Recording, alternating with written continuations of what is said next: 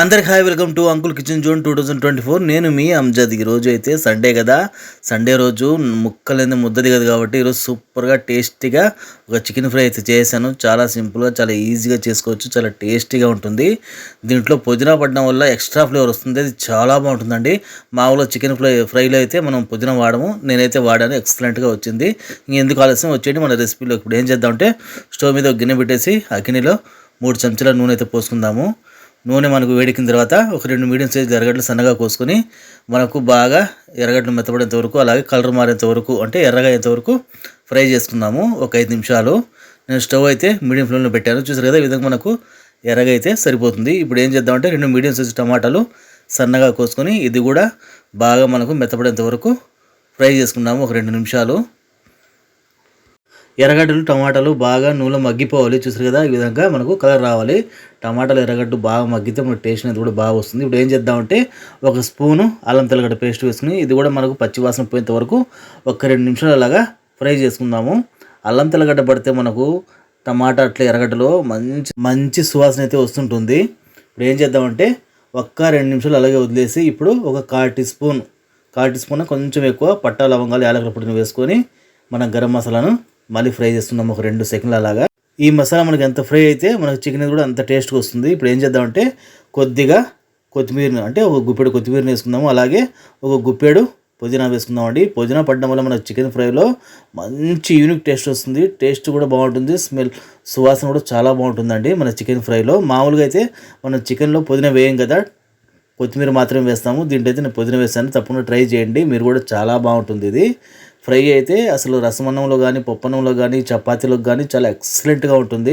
చాలా simple recipe ఇది. ఇప్పుడు ఏం చేద్దామంటే మనం క్లీన్ చేసి పెట్టుకున్న 1/2 కిలో చికెన్ ఉంది కదా, నేనైతే 1/2 కిలో తీసుకున్నాను అండి. 1/2 కిలోకి సరిపోయే మసాలా ఇది. మీరు కిలో అయితే దీన్ని రెట్టింపు తీసుకునే మసాలాను.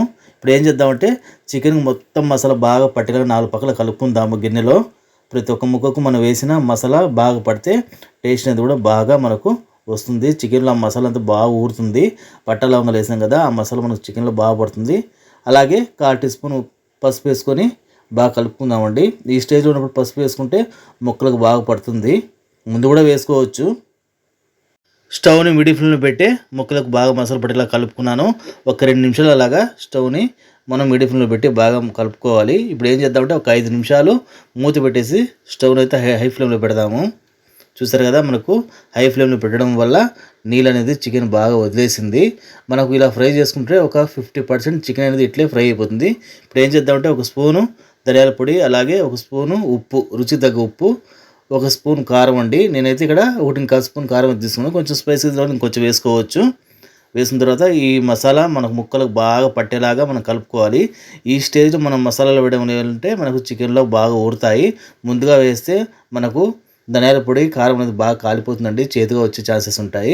చూసారు కదా, ఈ విధంగా నేను నీళ్ళు పోయకుండానే ఒక 60-70% అయితే బాగా చికెన్ను ఫ్రై చేసుకున్నాను.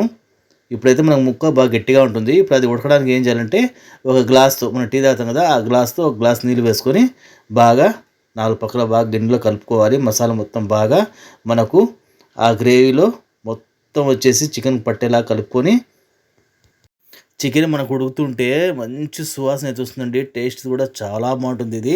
ఇప్పుడు ఏం చేద్దామంటే ఒక 5 నిమిషాలు మూత పెట్టేసి మనము అలా వదిలేస్తాం దాన్ని. చూసారు కదా, మన చికెన్ అయితే బాగా ఉడుకుతుంది, మంచి స్మెల్ అయితే వస్తుందండి. మీకు ఇది ఇంచుమించు ఈ గ్రేవీలో మనకు బిర్యానీ మసాలా వాసన వస్తుంది, ఎందుకంటే మనం పుదీనా వేసాం కదా, అలాగే టమాటాలు కూడా వేసాము. టమాటా వేయడం వల్ల చికెన్లో ఒక రకమైన మంచి పులుపుదనం వస్తుందండి, తినేటప్పుడు చాలా టేస్టీగా ఉంటుంది.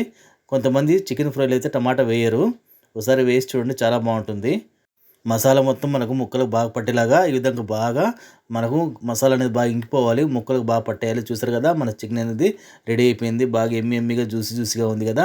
దీని అయితే ఇప్పుడు ప్లేట్లో తీసుకుందాం. చూడడానికి ఎంత కలర్ఫుల్ ఉంది కదా, టేస్ట్ కూడా అంతే బాగుంటుందండి. ఇది టేస్ట్ అయితే చాలా బాగుంటుంది, చాలా సింపుల్గా, చాలా ఈజీగా చేసుకోవచ్చు.